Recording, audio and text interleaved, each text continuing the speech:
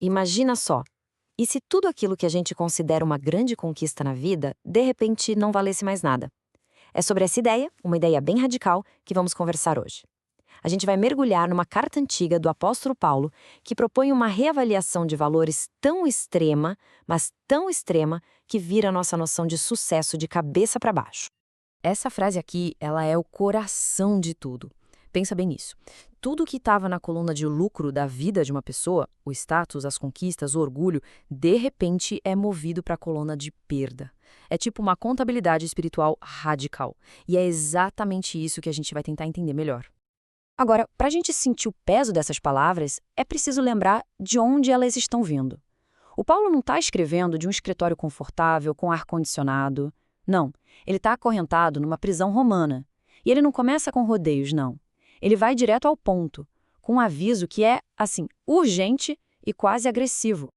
E para quem é esse aviso, afinal? É para aquelas pessoas que confiam no que é visível, no que é humano, sabe? Rituais, pedigree, conquistas pessoais.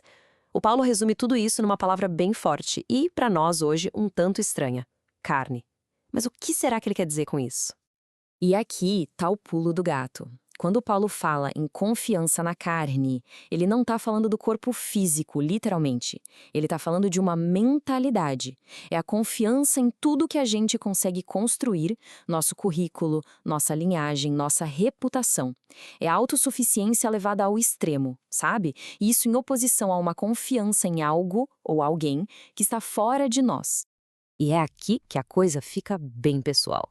Para provar o ponto dele, o Paulo não usa uma teoria abstrata, não. Ele pega o próprio currículo, que, diga-se de passagem, era impecável, e, metaforicamente, rasga na frente de todo mundo. Dá uma olhada nessa lista. Para a cultura da época, isso aqui era o equivalente a ter diplomas das melhores universidades do mundo, vir de uma família nobre e ter uma reputação irretocável. Circuncidado, israelita puro, fariseu, em termos de credenciais religiosas e sociais, ele era o topo da pirâmide. Ele literalmente tinha tudo. E então ele faz isso. Pega toda essa lista de ativos, tudo que era lucro, e joga sem dó nem piedade na coluna de perda. E ele não é nada sutil. Ele usa palavras como lixo ou, sendo até mais direto, esterco, para descrever o que antes era seu maior orgulho. É uma das declarações financeiras mais chocantes que existem.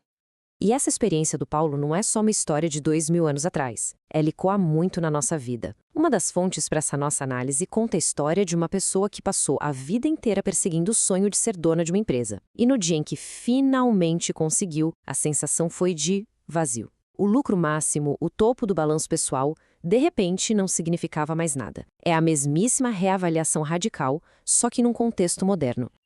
Ok, então o currículo antigo foi pro lixo. E agora? O que acontece? O Paulo não fica parado nesse vazio, não. Ele se reinventa com uma nova metáfora, uma nova energia. A de um atleta correndo com tudo em direção a um alvo, super focado num novo tipo de prêmio. E olha só que interessantes esses novos objetivos. Percebe a mudança radical? Não tem uma única realização aqui. Não é sobre fazer mais coisas para colocar no currículo. É sobre conhecer, ser encontrado, experimentar.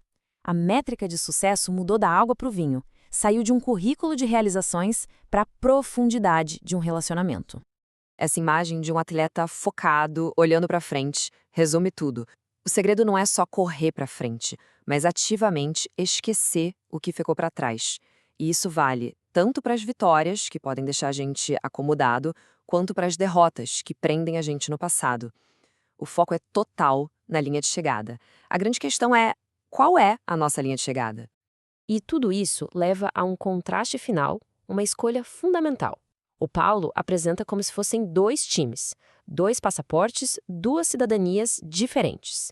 E o jeito que a gente vive acaba mostrando a qual delas a gente realmente pertence.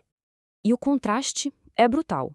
De um lado tem aqueles cuja vida gira em torno do aqui e agora, os apetites, o status, as coisas terrenas. Paulo os chama de inimigos da cruz.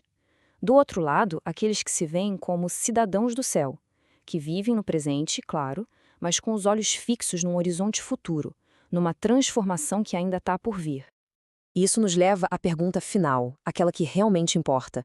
Essa reavaliação radical do Paulo nos força a olhar para o nosso próprio balanço. Se a vida fosse uma planilha, o que estaria hoje na coluna de lucro? E no final das contas, será que essas coisas ainda vão estar lá? Ou será que terão se tornado perda? A resposta para isso? Bom, ela define tudo.